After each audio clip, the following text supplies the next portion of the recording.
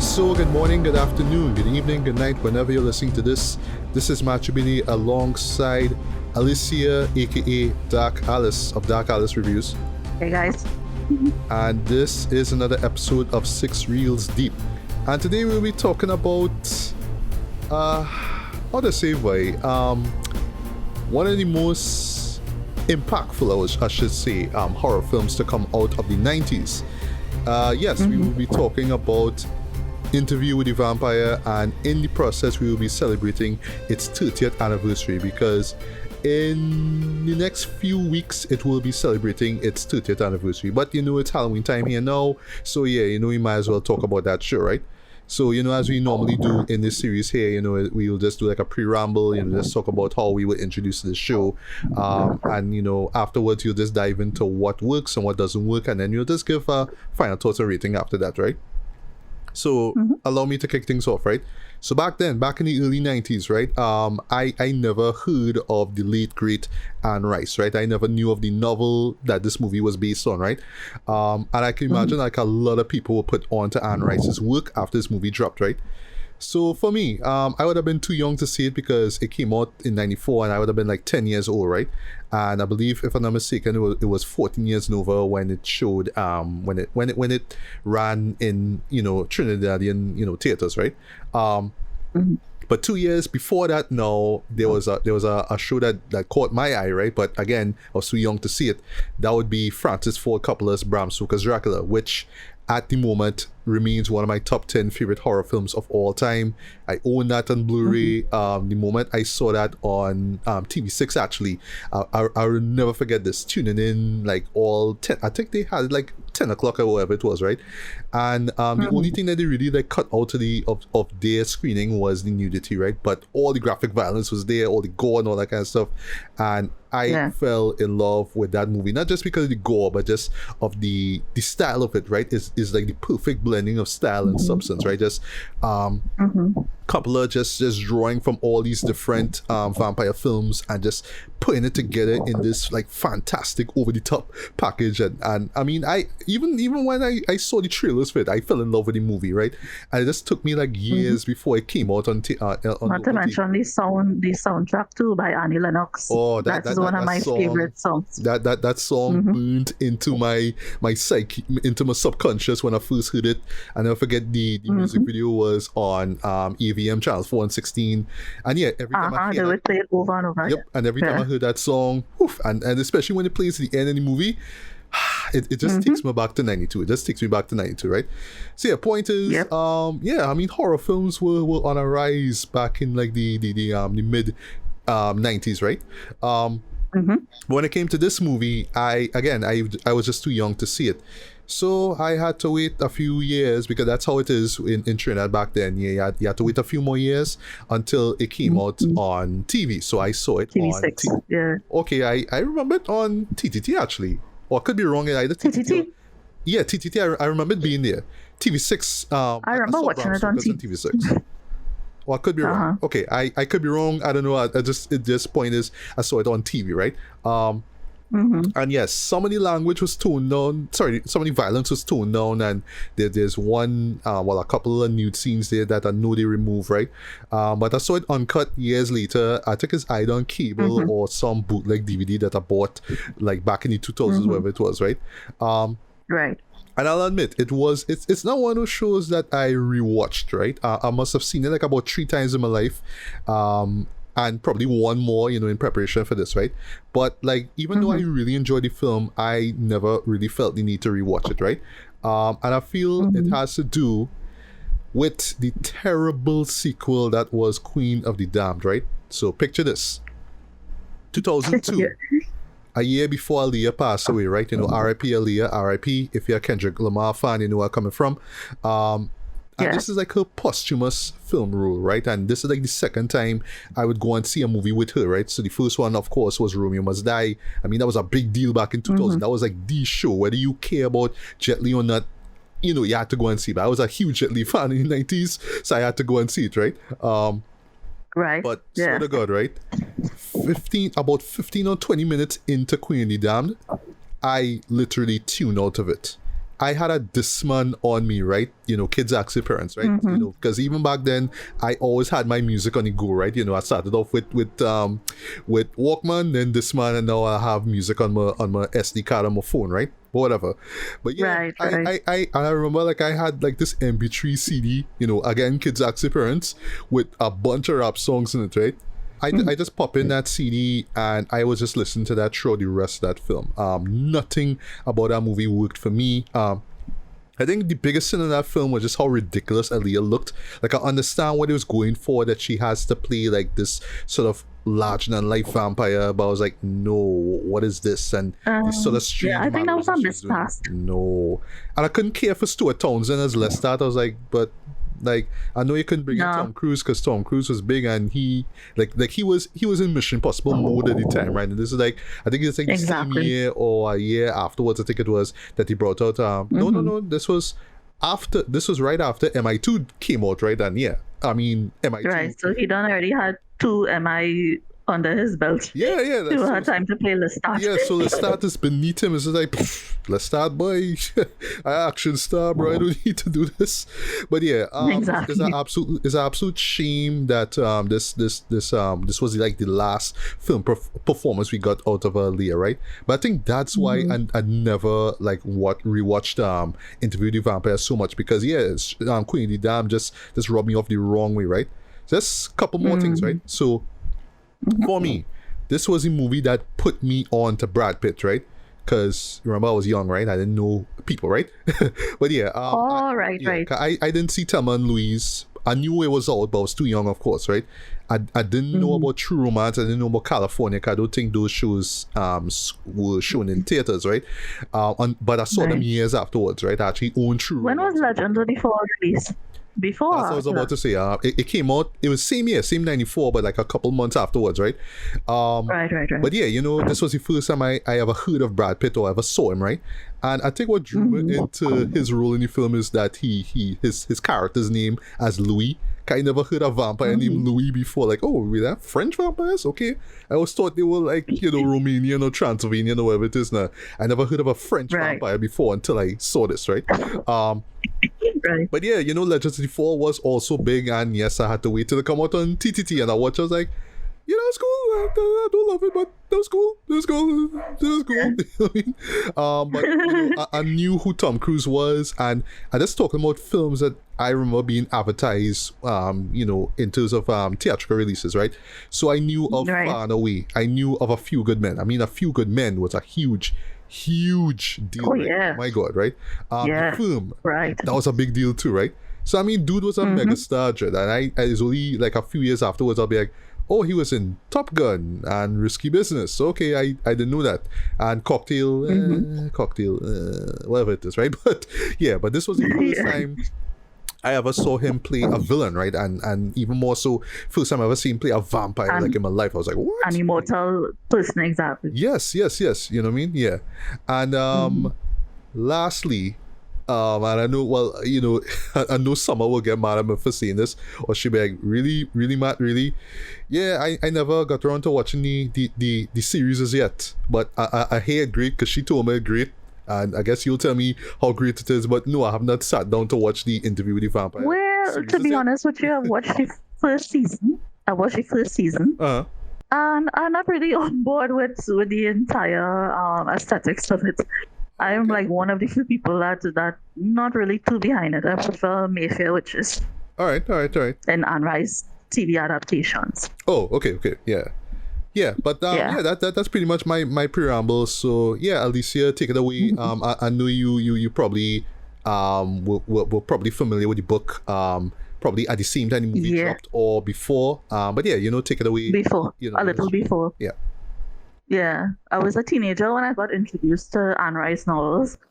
I don't think my mom realized what kind of novels that Anne Rice wrote, because at the time as a teenager, I was a weird teenager, very into vampire and gothic stuff, So I was like, oh, this writer, whatever. And funny enough, she bought me the book not knowing what the heck kind of writing that Anne Rice does, erotic, gothic literature, But thank God she really didn't know what was inside that book. But yeah, I read the book before. So when I found out about the movie, because in those days I didn't have internet, and I don't think internet was readily available to most people. So when the movie finally came out, I was excited, to see, well, how they were going to adapt this to the screen, because first of all, Anne Rice's writing is it's like on a different level. I can't even say she's like Stephen King. It's totally different kind of stuff. And years later, also too, I read online. I read her how she got inspired to write and so on, and it's actually through her that I got the writing bug.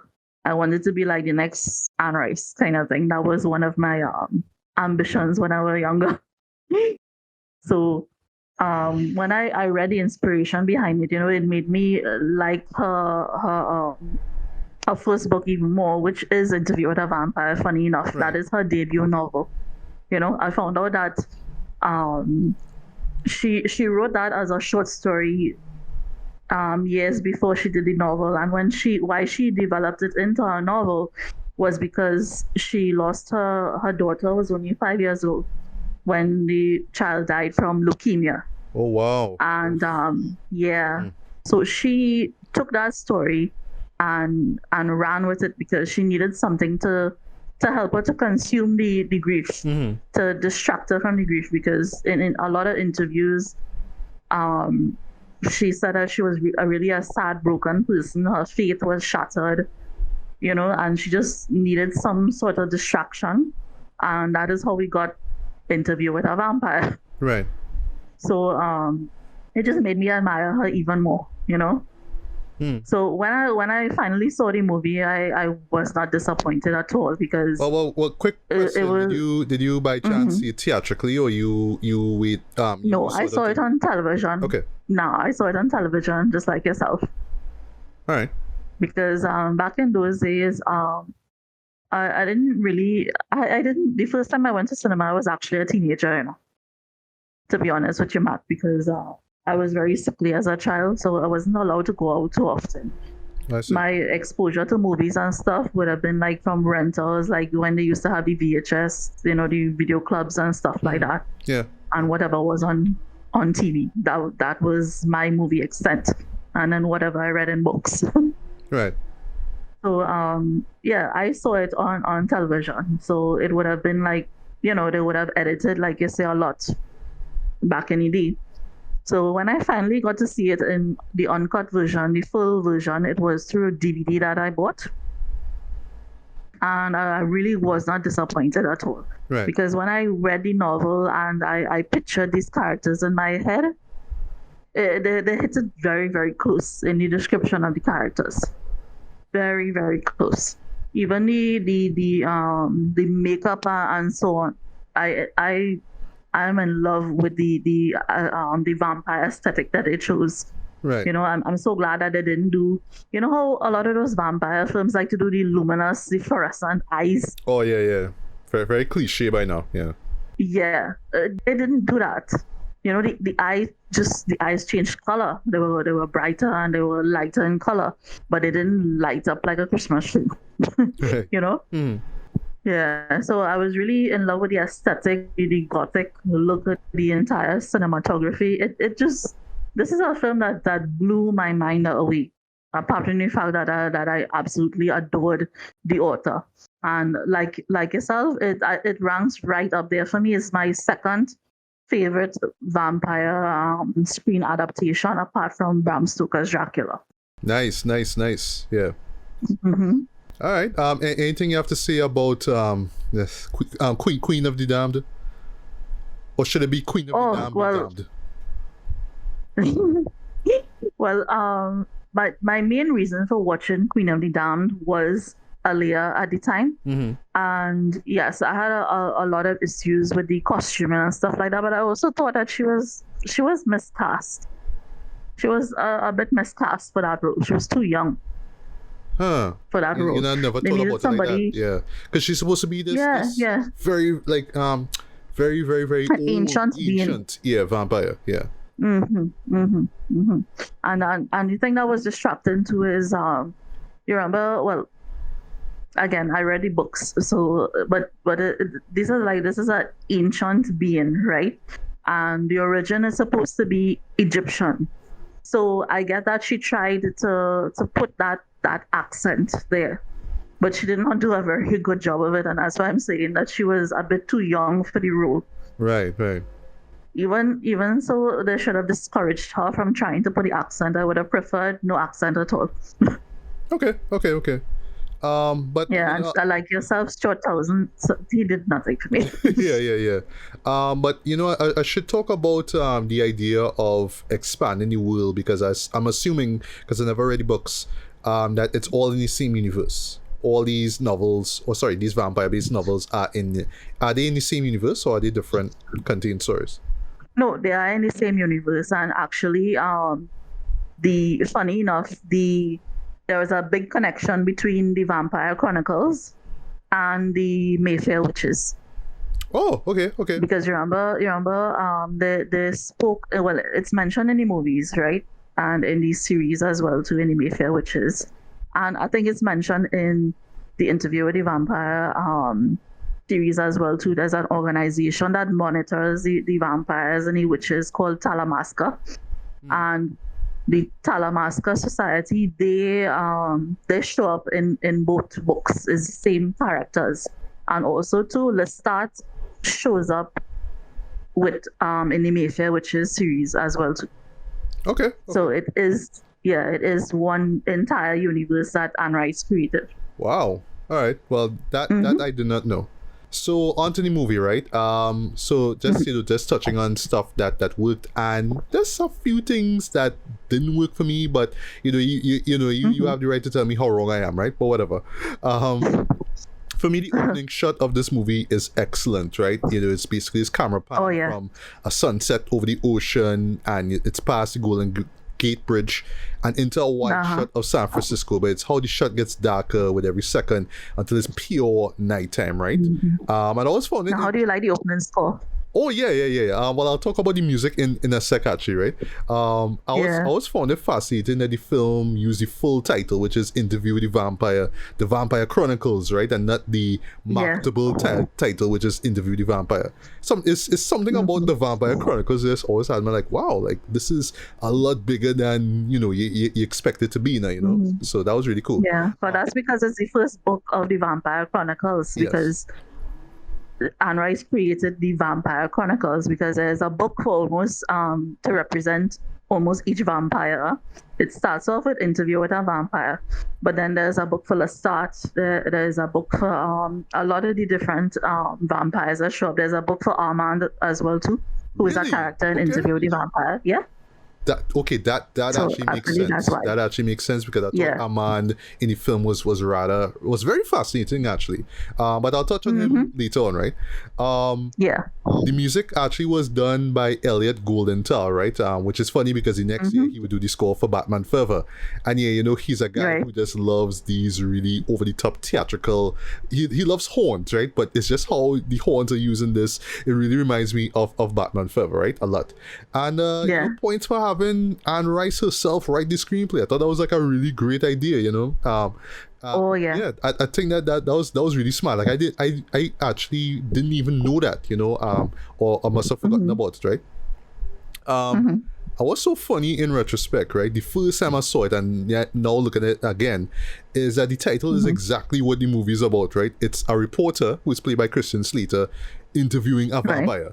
The early conversation is great as Louis, who is played by Brad Pitt, he's telling Daniel, that's Christian Slater's character, that he was aware that he was seeking him out, right? Louis could have killed him or drank his blood, but he's like, all right, Daniel's a reporter, okay, so here's what, I'm gonna bring you over to my apartment here and I'm gonna tell you my story, right? Which is basically his 200-year existence as a vampire. I like how early on in his memoir, because this is pretty much a memoir that you're hearing here, right? Louis mentions how because his family died of natural causes, he lost the will to live, and that eventually, I should say, attracts Lestat to him, right? And speaking of Lestat, right?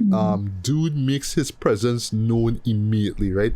Because there's a moment, right? Where it's set basically is in the 1800s, right? In I think it's near New Orleans, if I'm not mistaken. I don't think it's exactly in New Orleans, but it's southern, right? Well, it's they refer to it as Louisiana. Right, Louisiana. Because that is where Louis had his the plantation.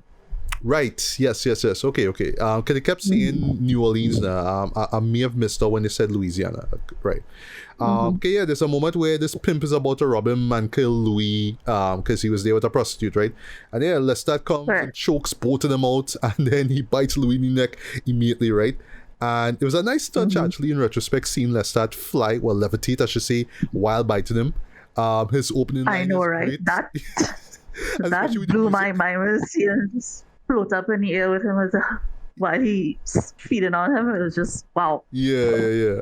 His opening line is great. I like what he says, do you still want that, or have you tasted it enough? Right? I know, right? Great line. Yeah.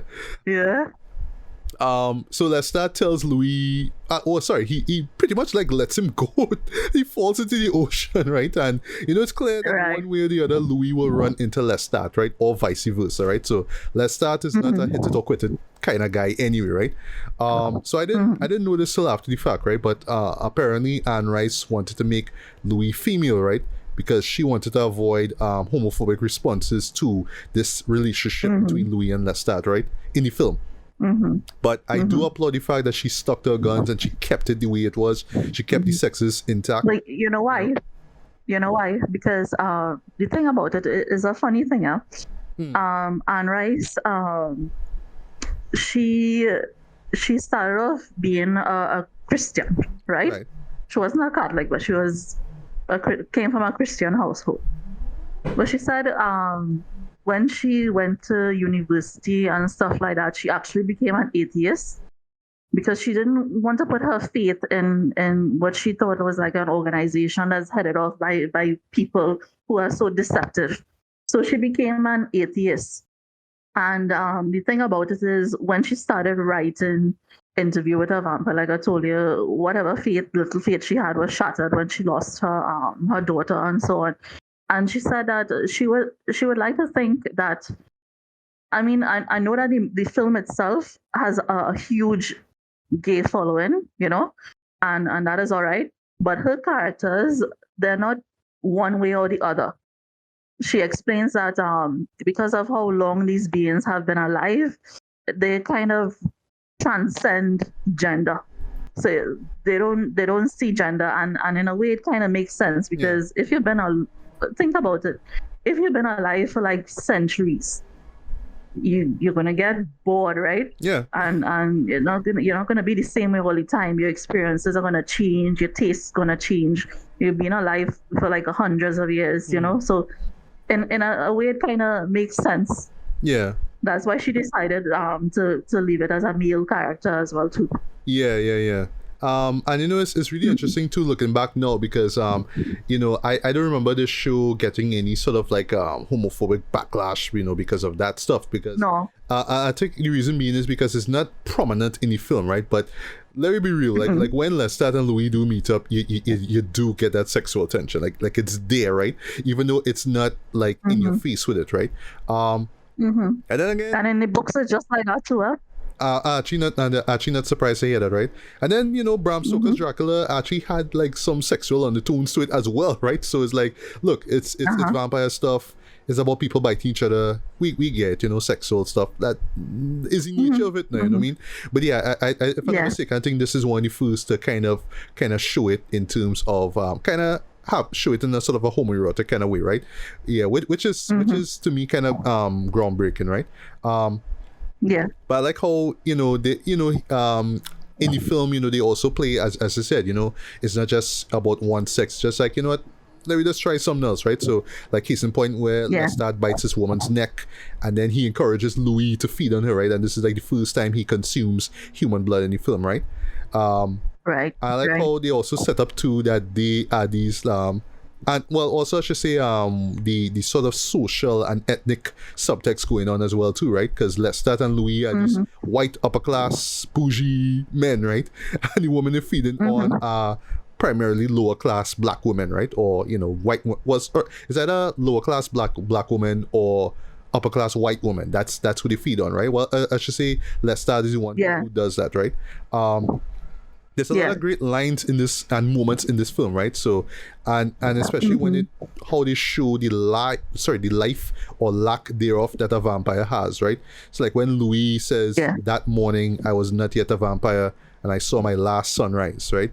Also love how it debunks and justifies certain tropes when it comes to vampires, right? So like he tells Daniel, crucifixes and stakes do actually kill vampires, but yeah, we do sleep in coffins when it's daytime, right? That was really cool how they address that, right? And one thing, and actually, it's really cool that they address like okay, the vampires. Yes, they are these beings that are supernatural, immortal, for want of a better word, right? But they actually have their own rules and laws that they need to abide by. Yeah, and it's addressed in the film as well too. Yes, that's true. One thing I actually forgot though is that this show has actually have like a morbid sense of humor though. It's a showing how these vampires live and survive, right? So there's like this moment where Louis refused to feed on this maid, right? This black maid. I think it was played by Tandy Newton, right? And I found out very young Tandy Newton. Very young, but I didn't even know it was her. Like I saw her name in the credits, like, oh, you in this? Okay, I did not know. Yeah, if I'm not mistaken, I actually found this out through a review from the late great Roger Ebert and Gene Siskel, right? They actually gave the show 3 out of 4 stars, by the way. They liked the film, right? Oprah walked out to this movie. I think it's because of that scene where Louis was biting on her. Yeah, I heard that Oprah walked out. Yeah, that triggered something. She was like, nope. She gone. What? I mean, like, come on. Like, really? I mean, it's a vampire movie. Like, come on. But okay. Yeah, don't look that deep into it, Yeah, exactly. Stuff of vampires. Yeah. But it's how Lestat though, and I have to say this. Lestat is such a dick in this movie, but that's part of what makes him so likable in the movie though. He's just such a a-hole, right? Yeah. Yeah, he just started mocking him because you don't wanna bite humans, you don't wanna feed off of humans, right? So there's this scene where he right afterwards he just grabs his rat and he kills it and he squeezes blood and squeezes the glass. But what make it funny for me though is when he tilt the rat vertically, like he would just want to squeeze just enough blood out of the rat. It's like, yeah, drink that. What about afterwards when after he hands Louis the glass, he puts the rat very gently onto the table and caressing the rat dead bodies. Yeah. Very weird. It's like, what the heck?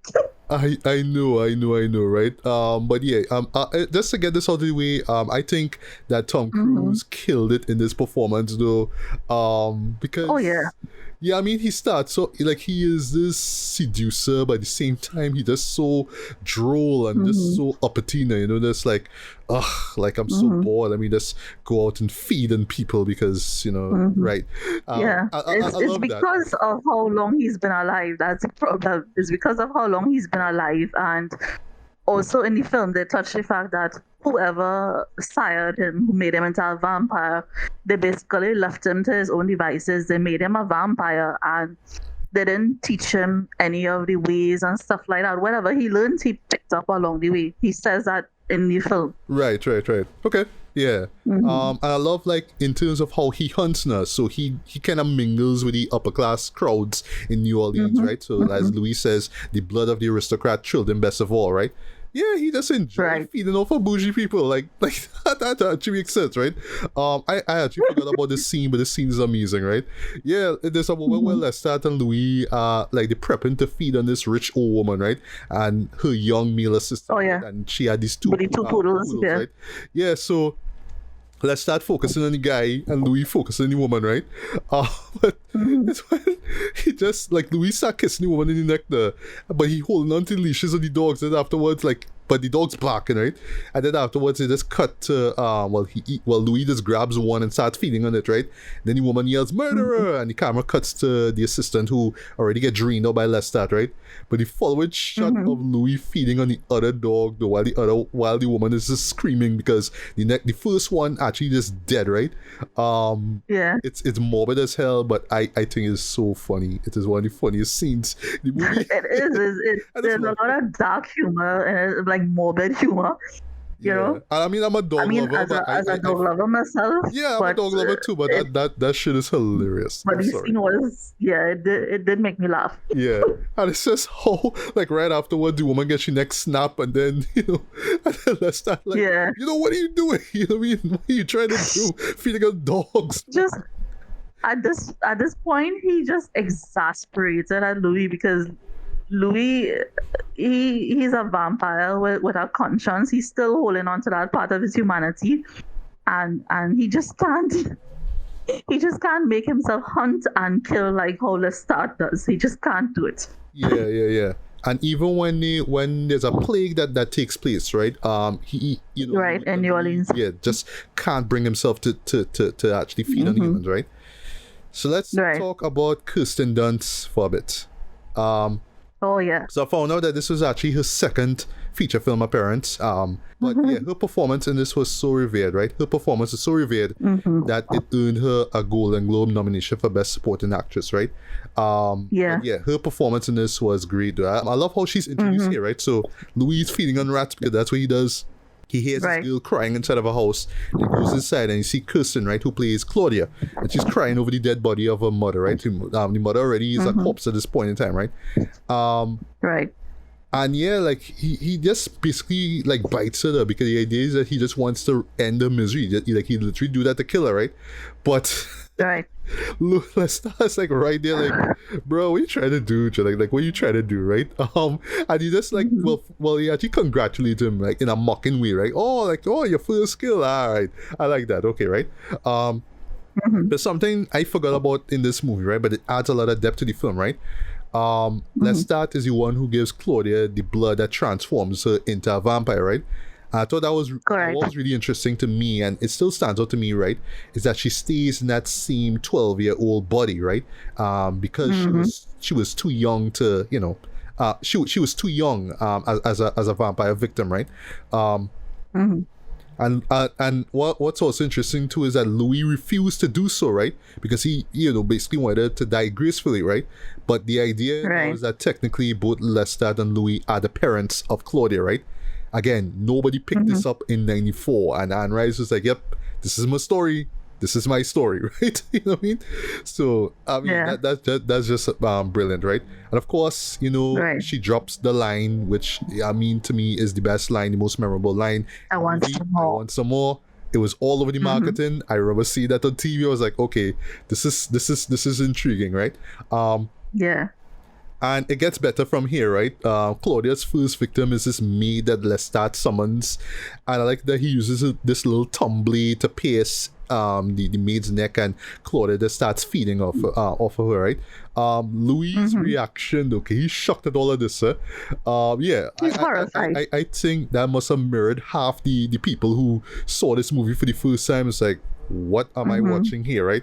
But the other half, would be like, yeah, that's just pretty much our baby taking her first steps. That's really what it is. Like, I mean, that's what it is, right? So I would be on that side of the crowd, right? In my opinion. There's a great montage where you see Claudia's growth as a vampire, how she uses her age as an advantage, right? The best moment for me though is where she's sitting on this bench, and how she got the dress was excellent in my opinion. How she killed the tailor. But yeah, she's on this bench crying, and this fat woman comes and hugs her and whatnot. And Claudia bite her, right? What makes it so humorous too is how Lestat is like standing a far distance away, and he just like smile like, yeah, that's my daughter. Yeah, right. And the doll shop owner as well too. Yes. The owner of the doll shop. Yeah. Which you'll get into a later, right? But there's a moment actually where she kills her piano teacher. I thought that was really funny, right? It's when Lestat comes in like, what did I tell you? Never. And then she's like, never in the house, right? I love that. Like, just little lines like that, right?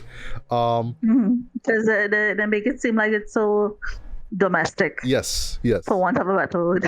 Yeah, exactly. But going back to that Golden Globe nomination, right?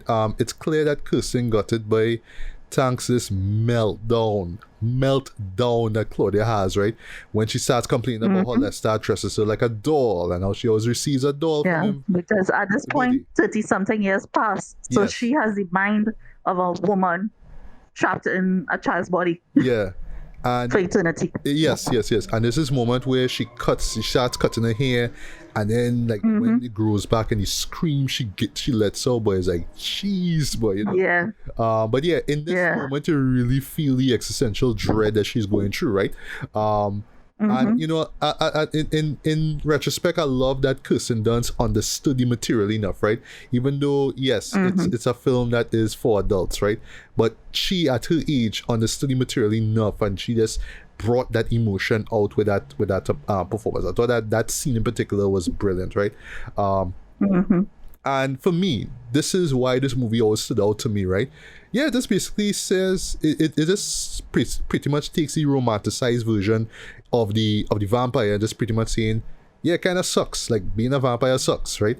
It's like being alive for centuries is not all it's cracked up to be. Yeah, it's like it reminds me of Connor McLeod from the first Highlander movies. Like, yeah, I'm immortal, but like being immortal sucks because people around me dying. Like I can't love any human because they eventually grow old and die, right? But in this case, like I have to feed on humans, so I have no choice. So it's like that, right? Exactly. Yeah, and I really feel it for Louis and Claudia there because it's pretty much Lestat who put them into this hell in the first place, right? And yeah, because of that, Claudia hatches this really, really smart plan to kill Lestat, right? I love how it involves these two boys who are given this chemical. So when Lestat drinks from them, loud enough. Oh, you know, he's pretty much drank dead blood, right? That was really interesting, right? And yeah, as he's dying, Claudia come through, slit his throat. And I was like, what? Okay. And then, because in New Orleans, you know, they had to dump the body in a swamp. I was like, all right, that's really, really dope, right? And of course, you know, the second time when he shows up, that will be in Paris. That was really cool as well. I think it's when you were in Paris or when you were leaving to. No, I think it was in Paris where they had set up in Paris, if I'm not mistaken. I could be wrong. I can't remember exactly when. When they met back, you mean? When he finds Lestat? When Lestat comes back and they burn the body, well, they actually torch him, right?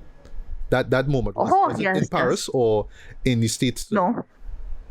They were still in the States. Okay. They didn't leave yet. They were just packing up like final boxes to leave the final night when they were leaving, and he came back. Right. Okay. So let's touch on the Theatre des Vampires. I know that's not how you pronounce it, because it's French for a bit, right?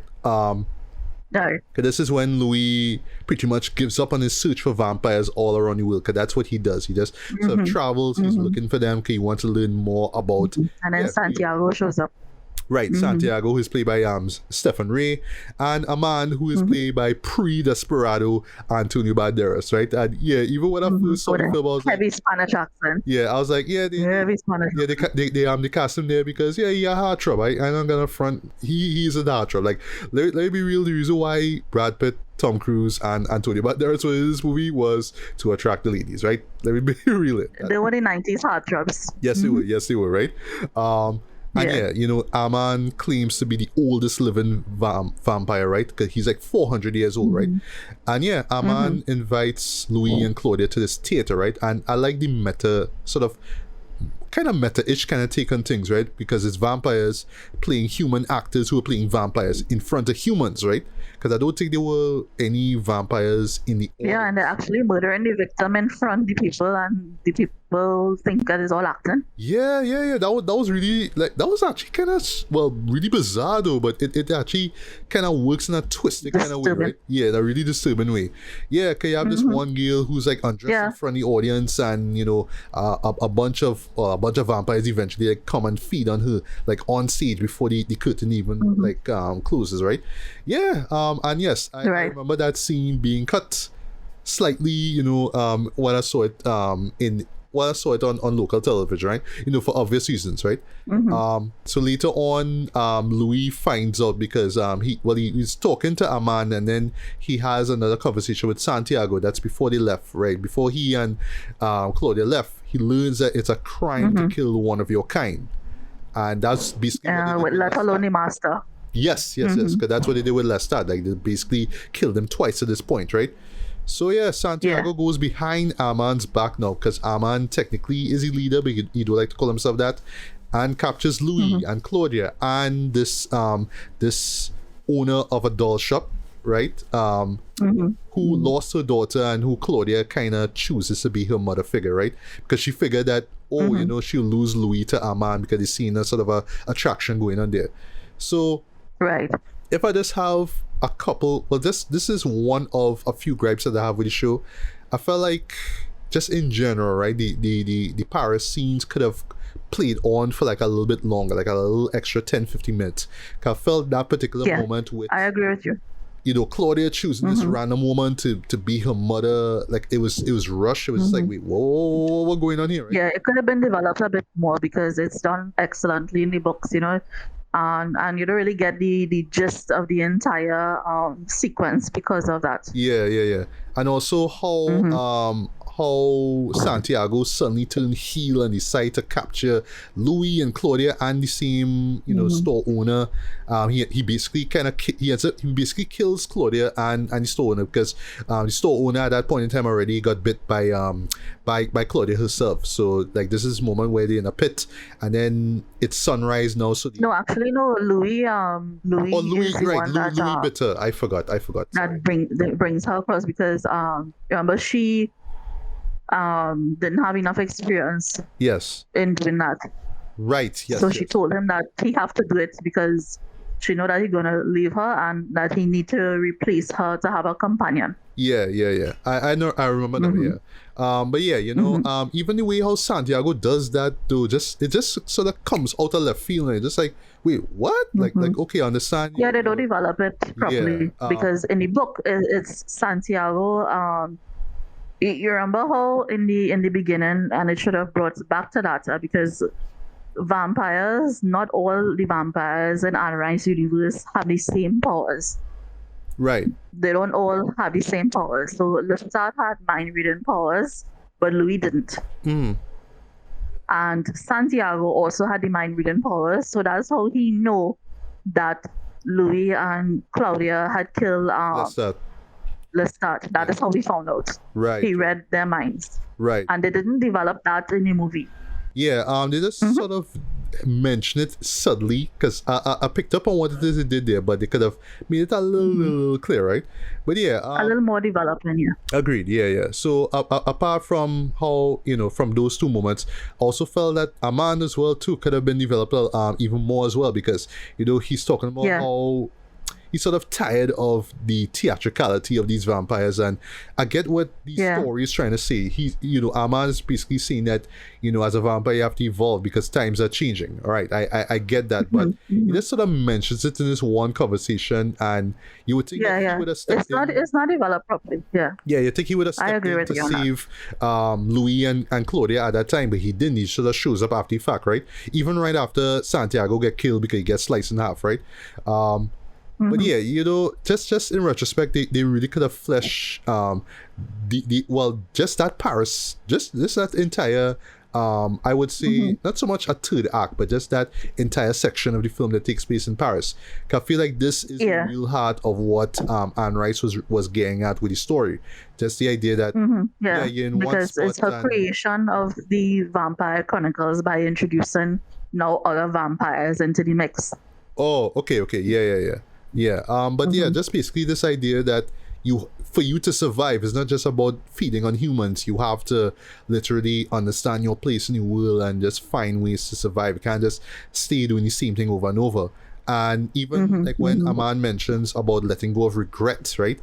Or something along that line, and Louis was just like, no, because I still feel bad about what happened to Claudia and all these things, like is like again, there's a lot of great material here, but I just felt like they sort of flew past it because we need to get to the ending, right? But with the extra Right. 10, 15 minutes, we could have gotten more. And I felt like those moments would have really hit hard, right? So, Mm-hmm. in the film's climax now, well, 200 years have passed and it's like the late 80s now. Louis has resettled in New Orleans. And yes, he runs into Lestat for the last time in the film, right? And I mean, we didn't mention it before, but yeah, in addition to the great costume design in this film, the makeup though, I thought that the makeup for this film was great though. Oh But yeah, excellent. seeing old, sickly looking Lestat at this point, yes, it really works, right? I like that. It's one of those things that you wouldn't really notice until you watch it again. He's wearing the same sort of clothes that he had back in the 1800s. He has that change. He does not want to evolve, right? So he begs Louis to stay with him, but Louis is like, no, like I don't need you again, and he leaves, right? The ending of the film is great, right? So after Louis concludes his story on an abrupt note, in my opinion, it's very abrupt the way how it stops. Yeah, Daniel's like, no, that can't be the end. Like I want to be with you, I want to be your companion, and Louis is like, no, that's not what I cannot. Stop it! Like the point I tried to tell you. Yeah. Like, He gets frustrated with Daniel because it's like this is the point of my whole story. Yes. It's like a precursor, a warning that this is not the kind of life that he would want for other people, and Daniel just missed the whole point because he wants to be immortal. And yeah, so like he literally like just busts out of his own apartment. He just pissed off, right? So Daniel leaves, he jumps in his car, and he playing the tape because yes, he was recording his stuff on cassette, right? And I forgot this happened because I knew he got bitten, but in my mind I was telling myself it would have been Louis that did it, but like no, it's Lestat. He was in the back of the car, bites him, right? Yeah. But right. This moment actually works for me, right? So Lestat takes the wheel, right? And he tells Daniel, I'm gonna give you the choice I never had. So the idea is that he is not going to turn Daniel into a vampire, right? Because he learned the lesson. No. He did it to Louis and Claudia, so he's like, nope, they're gonna do it again, right? Yeah. So the idea is that no, he is just going to survive now, right? Don't mind it take him all these years to sort of figure it out, but I guess is through that last encounter with Louis, he's like, all right, well, evolve or die. That's pretty much what it is, right? And yeah, that's actually like a really and he does in the film, just him with that mindset, right? And in the novels he does. Right. Okay. Well, look at that, right? Yeah. And I love how how the film ends right back on that Golden Gate Bridge, and you see how it started off with sunset. Now it's sunrise, right? So that was great. Just bringing things full circle, right? And also on a side note, this film was dedicated to River Phoenix, who died a year before this movie came out. I didn't know it was dedicated to him in the first place, right? But hey, look at that. Yeah. So and I remember Christian Slater and River Phoenix were like that. They were very, very close. Yes, that's true. I forgot about that. Yeah, that's true. So yeah, for me, this show actually works, right? It's not personally, it's not one of my favorite vampire films I've ever seen though, but I would say that it is one of the most impactful horror films of the 90s, in my opinion, right? It just brought a sort of flair to it, right? It just brought a sense of like of thought to it, right? Yeah. The idea. Oh, a side note, I forgot to mention to you about the character. The character of Claudia is actually Anne Rice's creation. Is basically a representation of her daughter. That character is based on her daughter. I'm actually not surprised to hear that. I'm actually not surprised. Yeah. Okay. So in a way, she found a way to immortalize her daughter in the pages of her novel, and kind of restore control to her emotions in that sense, because her daughter was dying from a terminal illness. She would have felt like a loss of control, not being able to save her daughter. Right. So by doing it this way, she immortalizes the memory of her daughter in creating a child vampire. Right. Okay. That's really heartfelt, man. Yeah. So yeah, I just love how it sort of like deconstructs the or I should say demystifies the idea of a vampire, right? Just the idea that it's sort of it's romantic, it's not all fantasy. It's not all about that. romance and stuff like that. Yeah, it's about dread and existential dread and loss and all that kind of stuff, right? But also, and being alone and yeah, so you can't blame Louis for Lester for being attracted to Louis and vice versa, right? You also can't blame Claudia for being attracted to Louis as well, right? So it's just that kind of stuff, right? But right. me, why I praise this film now, just seeing it again, it's how provocative the subject material was. So there's the idea that we have this vampire who is in a 12-year-old girl's body who is like in a 30 years from when she got bit, and she's in love with this grown vampire and whatnot who pretty much bit her. And you have this relationship between the one who let's start at Louis, and just all these things now that managed to make it to a 1994 Hollywood movie. This blows my mind, right? Yeah. It's just a testament just to the smart writing, just very smart and conscientious writing that Anne Rice brought, right? Just the idea of just saying, yeah, we're going to take the archetype of the vampire and we're going to explore it in these really unique and fascinating ways, right? We're going to make it dark, we're going to make it morbid and frightening, but also darkly humorous as well, too, kind of depressing at times. But you're really going to get a sense of pretty much why it sucks to be a vampire, right? Like in the case of Bram Stoker's Dracula, it was all about love. Like, I want to love you, Mina, But this one is like, I just want to live, Trevor, but like, I can't live because I can't be feeling that for the rest of my life, right? So it's just how it does that, right? It's very interesting to read her interviews online where they interview her about how she constructed the whole Vampire Chronicles and the characters and what the vampires represent. And she said she wanted to create to show how flawed that the vampires can be. That they are prone to having the same kind of internal conflict that humans have. They have it too, they're just on a different level. I still feel like the Paris stuff could have been fleshed out even more, because I feel that I agree with you, especially coming from reading it in the novel. And I feel I also feel that same way, because I'm sorry to say this, but I felt like the stuff with Tom Cruise was just the best material in the whole film, because he killed it in this performance, right? I was actually surprised at how likable of an a-hole he was, though, you know what I mean? But also really you can't help but like him and hate him in the same way. And let me tell you something, when you read when he shows up in the Vampire Chronicles and Anne Rice novels, it's the same way, You can't help but like this dude, but you know that he's an idiot.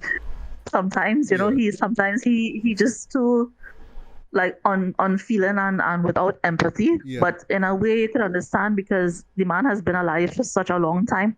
So like, what do you expect? That's true. And one more thing before I get to read it, right? So like over the years, like I found out, like I don't know all the details, but like apparently back then people didn't, like when they heard, Tom Cruise playing a vampire, I was like, what? Tom Cruise, you know what I mean?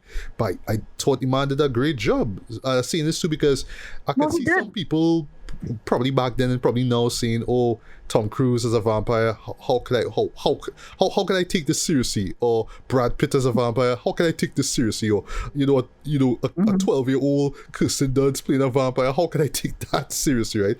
But somehow I feel like this has to do with the script, and then of course Neil Jordan's just excellent direction throughout. They made me care for all three of them, right? So I wouldn't say that there was a performance that was terrible. Even side characters like Stephen Ray or Antonio Banderas' characters were great as well, right? But like it's just kind of funny looking at it now that people had an issue. Although I don't know the full details, right? Yeah, people had an issue with Tom Cruise playing a vampire, like wow, the man like trying to broaden his range. Like he can't just be starring in dramas and comedies for the rest of your life. He had to broaden his range, right? I mean, for better for worse, if it wasn't for this, he wouldn't consider action and be in films like Mission Impossible and stuff like that, right? But yeah, rating wise, I'm gonna give this a lighter decent 4 out of 5. I think the film works and still holds up to this day. It's not perfect though. I just felt like that Paris stuff could have been fleshed out a lot better. But just how they explore the archetype of the vampire itself, absolutely works. So and again, this is why that movie, why it was so impactful in the 90s. And as far as just vampire films go, and it still holds up very well, huh? yeah, really, it's still impactful to this day. So yes, Alicia, your final thoughts and rating on Interview with the Vampire. So for me, it was an impactful film because the experience was a different experience coming from actually reading the novel and admiring Anne Rice as a writer. And then for her to write the screenplay for the film, I think it is what helped made the film a stronger film, because in a way it was her adaptation for screen of the same thing that she wrote, a novel, you know. So having a say in the way that the film was being done and stuff like that, I think a lot of that came through. Her touches, her nuances came through on the film, and I think that's why that was so successful. And Queen of the Dam fell flat as well too. The acting, I totally agree with you. Very strong acting from Tom Cruise and Brad Pitt and Kirsten Dunst, and I agree. I remember thinking back in the day when I saw it that I would have liked to see more interaction between Louis and Armand. I agree with you on that level, because in the book it's in a lot more detail. So yeah, about a 15-20 minutes extra would have been very, very good. But I'm just pleased that after all this time that the movie still holds up very well. And in terms of practical effects and so on, there's nothing cheesy or anything like that in the way that the look, the aesthetics of the vampire, the costumes, everything just holds up very well. So I would give it I would agree with your score of 4 out of 5, a solid 4 out of 5 for me as well. Right. And I should mention one last thing though.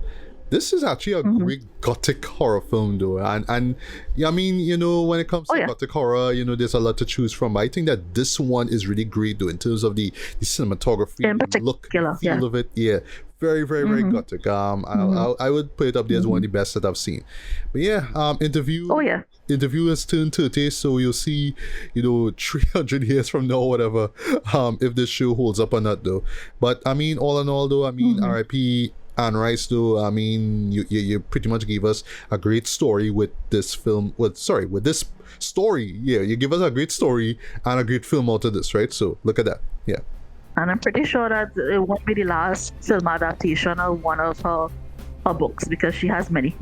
An entire world that she created. Well, I think of the success that the series is getting right now, I think Hollywood would probably reconsider adapting another one of her books, because I feel like with how Queen of the Dam was received, it was like, nah, we don't want to do that again. But I think with the success of the show, which, yes, I'll make a note to check out soon enough, right? Yeah, I think that, you know, we could get another Anne Rice adaptation in the near future, and I'm definitely gonna look out for that.